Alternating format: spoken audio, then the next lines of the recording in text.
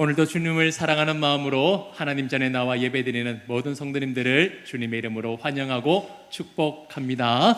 우리 앞뒤에 좌우로 보시면서 한번 따스한 미소로, 환한 미소로 한번 인사 나누겠습니다. 주 안에서 사랑합니다. 축복합니다. 주 안에서 사랑합니다. 축복합니다. 아멘. 우리 성도님들 지난 한 주 동안 시편 4주 동안이죠. 시편 150편 말씀을 묵상하시느라 수고 많으셨습니다. 수고라는 단어보다 은혜 많이 받으셨죠? 네, 시편 한 편 한 편이 얼마나 귀한 말씀이었는지 모릅니다. 시편은 우리의 인생을 담은 희로애락을 보여주는 거울과 같습니다. 기가 막힐 웅덩이에 빠지고 말하지 못한 탄식을 내고, 그리고 그 모든 순간에 부르짖는 가운데서도 하나님이 우리를 내버려 두지 아니하시고 그 깊은 웅덩이까지 찾아오셔서 나의 손을 잡고 건져주시는 그 하나님의 은혜를 만나는 시간이었습니다. 시편을 묵상하시면서 우리 성도님들이 흘리셨던 눈물, 마음 깊은 곳에서 터져나왔던 그런 탄식, 하나님은 모두 다 기억하고 계시는 줄 믿습니다. 그 시편의 묵상은 이제 끝났지만, 그러나 우리의 입술에 그 시편은 멈추어지지 아니하고 일평생 동안 하나님께 고백되어지기를 주님의 이름으로 축원합니다. 아멘. 자, 이번 주에는 이제 잠언의 말씀을 함께 묵상하게 됩니다. 잠언은 단순히 교훈의 말이나 처세수를 적어놓은 도덕책이 아닙니다. 오늘을 살아가는 하나님의 백성들에게 주신 삶의 지침서요, 살아계신 하나님의 능력의 말씀입니다. 잠언은 한자로 표현하면 경계할 잠, 바늘 잠자와 그리고 말씀 언자를 사용하고 있습니다. 풀었으면 사람의 삶을 바르게 세워주는 말씀, 또는 정곡을 찌르는 말씀으로 우리가 표현할 수 있습니다. 자, 그래서 잠언을 읽다 보면 교훈과 지혜의 말씀을 받기도 하지만 때로는 마음이 찔리기도 합니다. 아니, 어떻게 하나님이 내 마음을 들여다보신 것처럼 꿰뚫어 보신다는 느낌을 받을 수가 있습니다. 왜냐하면 내가 잘못했던 생각, 내가 잘못 살고 있는 이 삶의 방향이 말씀 앞에서 드러나기 때문입니다. 주사바늘이 피부를 찌를 때에는 아프죠? 따끔합니다. 그래서 주사바늘을 무서워해서 주사를 안 맞으려고 하기도 합니다. 하지만 그 주사바늘이 우리의 피부 속에 들어와서 그 관을 통하여 투여되는 약은 우리를 낫게 합니다. 빨리 낫게 합니다. 마치 이와 같습니다. 하나님의 말씀의 그 찔림은 우리를 고통스럽게 하는 것이 아니라 우리의 영혼을 살리고 회복시켜 주시는 하나님의 치료제입니다. 그래서 두렵다고 아이고 안 읽을래요, 넘어갈래요, 이것이 아니라 하나님이 나를 살리고 회복시켜 주시는 은혜의 말씀인 줄 알고 우리가 더욱더 깊이 받아들여야 할 것입니다. 잠언의 주된 저자는 1절에서 기록되어 있는 것처럼 솔로몬입니다. 하지만 예외가 있습니다. 30절에는 아굴의 잠언이 있고 31절에는 르무엘 왕이 그의 어머니로부터 받은 이 교훈을 잠언으로 기록해 놓았습니다. 자, 그런데 대부분은 하나님께서 솔로몬에게 주신 그 지혜의 말씀들로 기록되어 있습니다. 자, 열왕기상 4장 32절에 보시면 솔로몬은 잠언 3000가지를 말하고 1005편의 노래를 지었다라고 기록되어 있습니다. 당시 솔로몬의 지혜가 얼마나 탁월했는지 천하의 왕들이 그 솔로몬의 지혜의 말을 듣기 위해서 예루살렘으로 몰려들었습니다. 하나님께서 주시는 그 은혜가 얼마나 대단한지를 우리가 들여다볼 수 있는 거예요. 자, 그렇게 하나님의 지혜로 기록한 잠언은 총 31장으로 되어 있습니다. 우리 한 달의 날수가 30일 또는 31일로 되어 있죠. 그래서 1일에는 1장, 2일에는 2장, 15일에는 15장, 이렇게 날짜에 따라서 한 장씩 읽을 수 있는 것이 이 잠언의 말씀입니다. 저희도 이제 아이들과 함께 이제 가정 예배를 드릴 때 잠언의 말씀을 읽고 있는데요. 제가 지난주에 말씀을 드렸다시피 아침에는 도저히 안 되겠더라고요, 저희도. 그래서 저녁에 이제 매일 아니더라도 시간을 정하고 이 잠언의 말씀을 아이들과 읽어가고 있습니다. 그리고 잠언은 총 915절로 되어 있습니다. 대부분의 구절이 하나의 독립된 교훈을 담아내고 있는데요. 간혹 한 구절 안에 두 개의 교훈이 같이 있는 경우도 있습니다. 자, 그걸 감안한다면 최소 잠언에는 900개 이상의 보석 같은 격언들로 가득 채워져 있는 말씀이라는 겁니다. 우리가 육신의 건강을 위해서 매일 밥을 챙겨 먹죠. 그리고 보충제, 영양제도 챙겨 먹습니다. 하나님께서 주신 그 최고의 지혜의 말씀들을 하루에 수십 절씩 묵상한다고 한번 생각해 보십시오. 어떻게 될까요?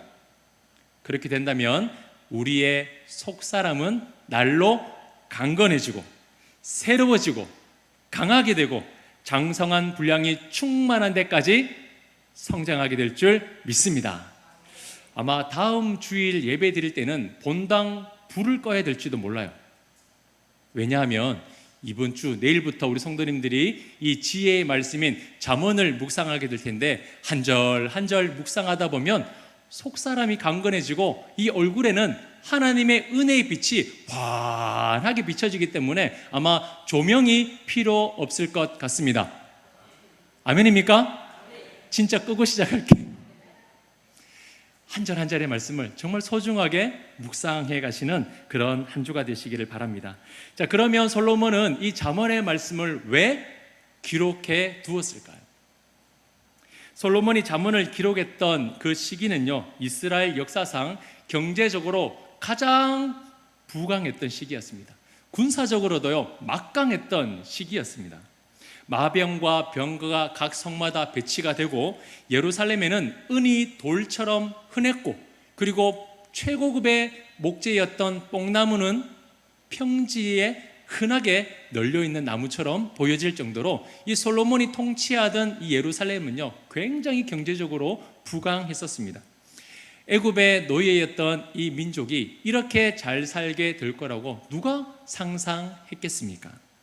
모든 것이 풍족하고 어느 대적도 넘볼 수 없는 그런 강력한 나라가 된 것입니다. 자, 이런 시기에 솔로몬은 이제 그의 백성들에게 꼭 전해주고 싶은 메시지가 있었습니다. 그것이 무엇이냐면 우리가 누리고 있는 이 풍요로움보다 더 중요한 것이 있습니다. 눈에 보이는 이 성공이 우리를 편안하게 하고 우리를 안전하게 할지는 모르겠지만 이것보다 더 소중한 것이 있으니 만약 이것을 잃어버린다면 지금 누리고 우리가 가지고 있는 이 모든 것은 아무것도 아닙니다. 그 간절하고 애절한 마음으로 기록한 것이 바로 이 잠언의 말씀입니다. 솔로몬은 이 잠언을 기록한 이유에 대해서 2절에 이렇게 기록하고 있습니다. 이는 지혜와 훈계를 알게 하며 명철의 말씀을 깨닫게 하며. 자, 겉으로 볼 때에는 다 비슷한 말일 수도 있겠지만 이제 각각의 뜻을 살펴보면 적용되는 성격이 조금씩 다릅니다. 자, 먼저 지혜라는 것을 보면 성경에서 말씀하는 지혜는 단순한 지식이나 철학이 아닙니다. 내가 얼마나 해박한 지식을 가지고 있느냐, 이거하고는 차원이 다른 거예요. 삶 속에서 무엇이 옳고 그른지를 분별하여서 바른 선택을 할 수 있는 것이 바로 지혜입니다. 여기에서 옳은 것이란 내 생각, 내 기준이 아니라 하나님의 선, 하나님이 옳다라고 하시는 그 뜻에 합당한 기준이 바로 옳은 것이라는 거예요. 자, 그리고 훈계는 무엇이냐면 잘못된 길로 갈 때에 바로 잡아주는 책망이나 징계를 말합니다. 다른 말로는 통제라고 하기도 합니다. 통제. 자, 우리가 신앙생활하면서 가장 경계해야 하는 것이 무엇일까요? 여러 가지가 있겠지만 가장 조심해야 하는 것이 바로 교만입니다. 쉽게 말해서 교만은 내가 주인 되어서 하나님의 통제 밖으로 벗어나는 겁니다. 내 생각이 맞고 내가 행동하는 것이 정당하고 내 기준이 최고라고 생각하면서 하나님의 위치에 나를 올려놓는 것, 그것이 바로 교만이에요. 성경은 교만에 대해서 이렇게 경고하고 있습니다. 교만은 패망의 선봉이요 거만은 넘어짐의 앞잡이니라. 이것만큼 교만은 위험하다고 성경은 말씀하고 있는 거예요. 솔로몬은 다 잘 될 겁니다. 다 더 잘 될 겁니다. 사람들이 듣기 좋아하는 칭찬과 그런 좋은 말만 하고 있지 않습니다. 그들을 위해서 마치 바늘을 찌르는 듯한 훈계의 잠언도 함께 기록해 놓았습니다. 이유가 무엇이냐면 우리는 모두 다 그 하나님이 정해 놓으신 영역 안에 있을 때에 참된 안식과 평안과 생명을 얻을 수 있기 때문입니다. 하나님의 통제 밖으로 벗어나는 순간 우리에게는 영원한 구원이 없다는 것을 이 솔로몬은 절실하게 깨달았기 때문에 이 훈계를 받아야 한다라고 지금 기록하고 있는 거예요. 자, 하지만 우리 안에 남아있는 죄성은 어떻습니까? 이 진리의 말씀에 대항합니다. 하나님 말씀이 전부가 아니야. 하나님은 우리를 억압하고 통제하려고 해. 네가 하고 싶은 것 마음대로 하고 더 기뻐하고 더 행복하는 것이 여기에 있어. 하나님 없이도 행복할 수 있어 라는 말로 우리를 유혹합니다. 그러나 그 모든 것은 거짓이요 사탄의 속삭임입니다. 하나님 없이는 행복할 수 없습니다. 우리 시온 찬양대가 고백한 것처럼 예수님밖에 없는 거예요. 주 예수보다 더 귀한 것은 없는 겁니다. 죽느냐 사느냐 이 문제가 달려있기 때문에 솔로몬은 지혜의 교훈과 함께 훈계의 말씀도 빠뜨리지 않습니다. 때로는 강하게 마치 채찍으로 내려치는 것처럼 회개하라, 돌이켜라, 거기로 가서는 안 된다라고 명확하게 기록하고 있는 겁니다. 자, 마지막으로 명철이라는 것이 무엇이냐면 사물과 사물 사이를 정확하게 구분해내는 겁니다. 겉으로 보이는 현상 뒤에 숨어있는 진짜 본질과 진실을 정확하게 꿰뚫어내는 통찰력과 분별력이 바로 이 명철인데요. 이제 안개가 자욱하게 깔린 길을 한번 생각해 보십시오.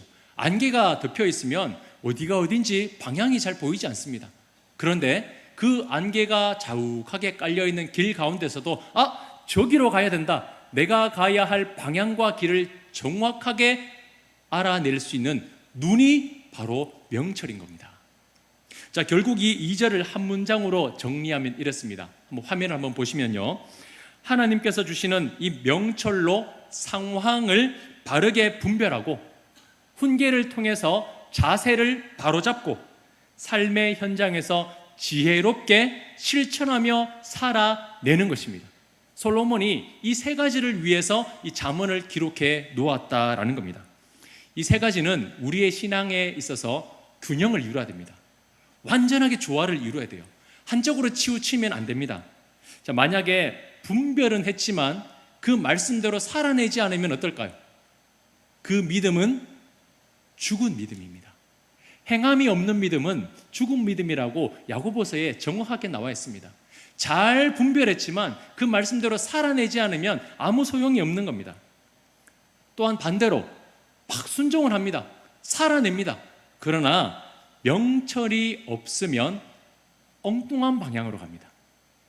나는 정말 열심히 한다고 하지만 하나님이 원하시는 뜻이 아니라 전혀 다른 것을 위해서 내가 열심히 하고 있다는 겁니다. 이 모든 것이 조화롭게 삶 속에서 실천될 때에 비로소 성경에서 말씀하는 지혜가 완성이 되는 겁니다. 자, 바로 없기는 우리 성문교회가 이번 한 주 동안 잠언의 말씀을 펼쳐 나갈 때에 하나님께서 명철의 은혜를 주심으로 정확하게 분별해내고 훈계의 은혜를 주셔서 말씀 앞에 우리 자신을 바로잡으며 지혜의 은혜를 주셔서 삶의 현장에서 하나님의 뜻대로 살아낼 수 있기를 주님의 이름으로 축원합니다. 이것이 바로 살아있는 말씀 앞에서 살아가는 복된 인생입니다. 듣는 것으로만 끝나는 것이 아니라, 읽는 것으로만 끝나는 것이 아니라 분별해내고 나를 그 앞에 드러내고 주신 말씀 가지고 열심히 최선을 다해서 살아내는 것이 진짜 신앙생활인 거죠. 자, 그렇다면 이렇게 주어진 지혜와 훈계와 명철을 가지고 어떻게 우리의 삶에서 실천하며 살아가야 할까요? 자, 주보에 나와 있는 말씀 돋보기를 이제 한번 참고해 보시면 좋을 것 같습니다. 자, 먼저 잠언을 우리가 읽을 때에는 바르게 해석하는 단계가 필요합니다. 이 900절이 넘는 915절이라는 데는 아주 많은 교훈들이 있는데 우리가 정확하게 될 수 있으면 올바르게 해석을 해야 됩니다. 자, 솔로몬이 잠언을 기록한 시대는요, 지금으로부터 약 3000년 이전입니다. 솔로몬의 시대와 우리가 살아가는 시대에는 3000년이라는 시간의 간격이 있습니다. 게다가요, 문화도 다릅니다. 삶의 방식도 달라요.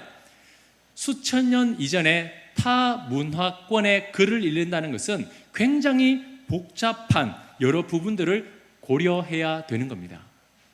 자, 그런데 3000년 이전의 말씀이지만 오늘 우리는 이 말씀을 듣고 읽어내고 그대로 살아내고 있습니다.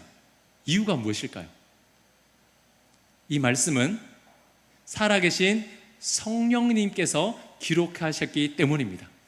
그 성령님은 지금도 살아계셔서 우리에게 진리의 빛을 비추어 주심으로 하나님의 말씀을 깨닫게 하시고 그 살아계신 하나님의 말씀으로 믿어지게 하시고 살아낼 수 있도록 우리를 도와주시기 때문입니다. 성령께서 알게 해주신다라는 거예요. 그래서 단어가 조금 어렵고 우리가 이해되지 않는 것도 많이 있지만 성령께서 그때마다 감동을 주시고 우리의 삶의 방향을 움직여 주심으로 말미암아 우리를 하나님의 말씀대로 살아가게 하시기 때문에 3000년 이전에 이 오래된 말씀을 오늘 나에게 주어진 말씀으로 믿고 살아가는 겁니다. 자, 그렇기 때문에 중요한 것이 무엇이냐면 무작정 많이 읽는 것도 중요하지만 한 구절 한 구절의 말씀을 우리가 바로 해석하려는 그런 노력들이 필요하다라는 겁니다. 오늘 나의 삶에 어떻게 적용을 할까? 오늘 하나님께서는 이 말씀을 통해 나에게 무엇이라고 말씀하고 있을까? 하나님 앞에 반응하고 묻고 듣고 하는 그런 과정들이 필요하다는 거예요.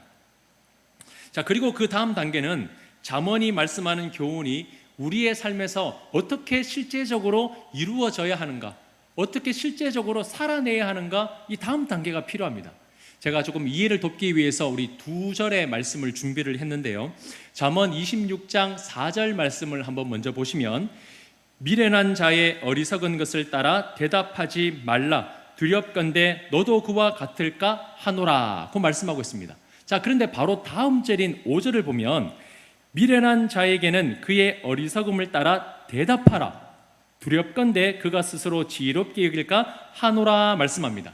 자, 우리 성도님들, 4절에서는 어리석음을 따라 대답하지 말라라고 하시고 바로 다음 절에서는 어리석은 미련한 자에게는 그 어리석음을 따라 대답하라고 말씀합니다. 해야 된다는 거예요? 하지 말아야 된다는 거예요? 어렵죠. 정답은 상황에 따라 다르다입니다. 상황에 따라 달라요. 자, 4절의 말씀은 어리석은 자들과 오랫동안 논쟁을 해봤자 결론도 나지 않고 너도 그런 똑같은 수준으로 내려갈 수 있으니까 조심하라는 겁니다. 그런 사람들과 이야기해도 유익이 없고 정답이 내려지지 않을 것 같으면 아예 그 논쟁 자체를 하지 말라라는 거예요. 자, 그런데 5절은요, 미련한 사람이 스스로 옳다라고 생각하면서 자기의 의견만을 막 내면서 다른 사람을 미혹하고 넘어지게 할 때에는 적절한 답을 줘야 한다라는 겁니다. 4절이 맞다, 5절이 맞다의 문제가 아니라 4절의 상황에서는 그렇게 해야 되고 5절의 상황에서는 그렇게 해야 된다는 겁니다. 그 상황을 분별해내는 것이 바로 명철입니다. 명철. 아, 이 상황에서는 이 말씀대로 적용을 해야 되는구나. 아, 저 상황에서는 이 말씀대로 적용을 해야 되는구나. 그것을 분별해내고 통찰해내는 것이 바로 하나님이 주시는 지혜이고 명철인 거죠. 자, 만약 말씀을 잘못 분별하면 어떤 일이 일어날까요? 26장 9절에는 이렇게 말씀합니다. 자, 우리 화면을 보면서 같이 읽겠습니다. 시작. 미련한 자의 입의 잠언은 술 취한 자가 손에 든 가시나무 같으니라. 자, 여러분, 날카로운 가시가 돋아있는 나무 어떻습니까? 그 자체로도 흉기입니다. 굉장히 위협되지 않습니까? 그런데 그 가시가 박힌 나무를 술 취한 사람이 휘두른다고 생각해 보십시오. 어떻게 될까요? 술 취하면 뭐가 맞는지 분별을 못하죠. 그래서 여기 있는 사람도 때리고 저기 있는 사람도 때리다 보니까 주위에 있는 사람들이 다 상처가 나고 피를 흘리는 거예요. 말씀이 마찬가지입니다. 자기는 좋은 말, 바른 말을 한다라고 생각을 해요. 하지만 상황에 맞지 않고 분별함 없이 아무렇게나 내가 맞는 말이라고 한다면 그 말은 살리는 말이 아니라 주위의 사람들을 상처내고 아프게 하고 고통을 주는 가시나무와 같은 흉기가 될 수 있다는 겁니다. 바라옵기는 우리 성문교회가 이번 한 주 동안 잠언의 말씀을 펼쳐 나갈 때에 단순하게 읽고 듣는 것으로만 끝내는 것이 아니라 살아계신 하나님의 말씀이 우리를 조명해 주시고 우리의 입술을 주장해 주심으로 말미암아 이렇게 바꾸어 주시기를 저는 간절히 소망합니다. 자, 잠언 25장 11절 말씀 우리 함께 한 목소리로 받아 읽겠습니다. 시작. 경우에 합당한 말은 아로 새긴 은쟁반의 금사관이라. 아멘. 저는 우리 교회 성도님들의 입술이 이렇게 되기를 축복합니다. 자, 이해를 돕기 위해서 제가 사진을 하나 준비했는데요. 아로 새긴 은쟁반이라는 것은 단순한 접시가 아니라 왕실이나 귀족들이 사용한 아주 고급스러운 그런 재료예요. 은을 아주 가늘고 섬세하게 이 실처럼 뽑아내어서요, 정교한 그물이나 그리고 꽃무늬 형태로 짜놓은 그런 세공품입니다. 위에 보시면 여러 가지 조각들, 그런 모양들이 있죠. 가늘게 은을 실처럼 뽑아가지고 그 위에 하나하나 술을 놓는 겁니다. 자, 그리고 이 금사과는요, 우리가 아는 것처럼 빨간 사과가 아니라 빛깔이 황금빛처럼 아주 빛나고 향도 아주 좋고 잘 익은 살구나 그리고 감귤나무 같은 겁니다. 그리고 실제적으로 이렇게 금으로 만든 사과일 수도 있습니다. 자, 여러분, 이런 쟁반에 담긴 금사과를 받는다라고 한번 생각해 보시면 여러분 어떨까요? 금 한 돈이 요즘에 80만 원이 넘는데 이게 얼마야? 너무 기분 좋지 않겠습니까? 금사과도 금사과지만 왕실이나 귀족들만 쓰는 이 은쟁반에 담아서 준다면 나의 가치가 이만큼이나 된다라고 생각하지 않을까요? 자, 그런데 반대로 이런 접시에 담아서 금사과를 준다라고 한번 생각해 보겠습니다. 다음 사진요. 자, 여러분 어떨까요? 목사님, 그래도 금이 얼만데요? 감사히. 이렇게 생각하면 안 됩니다. 오늘 설교하고 좀 벗어나는 거예요. 여러분, 이런 그릇에 금사과를 준다 어떨까요? 물론 감사히 가져가긴 하겠지만 썩어가고 냄새나고 부패한 그릇에 이 사과를 담아준다면 내 가치가 이거밖에 안 되나? 내가 이 썩어가고 깨져 있는 그릇인가? 내 가치가 이 쟁반처럼 보여지는 겁니다. 기분 좋지 않죠? 그래서 이 말씀의 의미가 무엇이냐면 아무리 좋은 내용이라도 담아내는 그릇이 잘못되면 그 안에 있는 가치가 훼손된다라는 거예요. 같은 금사과지만 어떻게 어디에 담아내느냐에 따라서 그 가치가 달라진다라는 겁니다. 우리 옆에 계신 성도님들에게 이렇게 한번 축복하겠습니다. 당신의 입술은 아로 새긴 은쟁반입니다.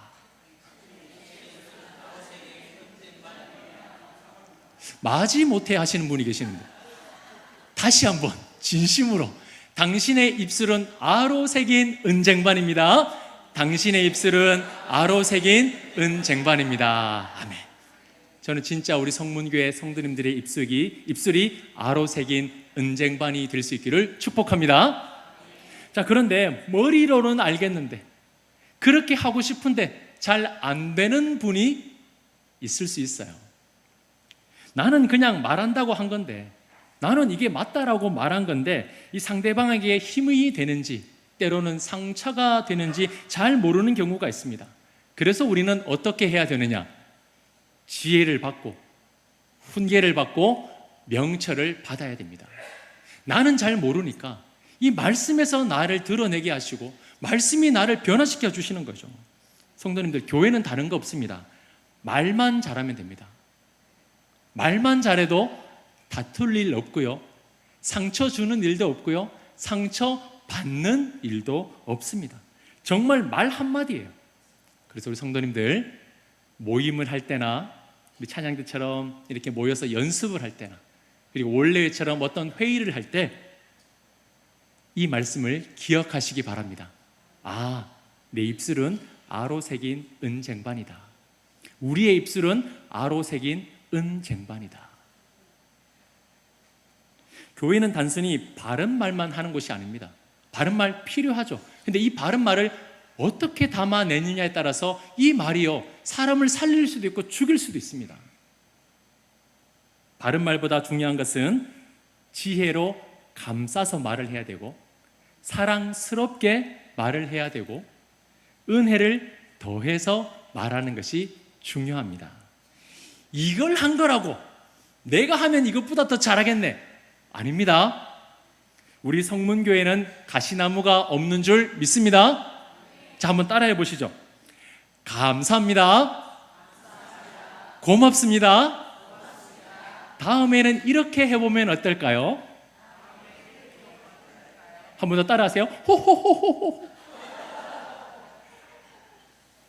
이걸 한 거라고 내가 하면 더 잘하겠네, 이게 아니라 감사합니다, 고맙습니다, 수고하셨습니다, 다음에는 이렇게 한번 해보면 어떨까요?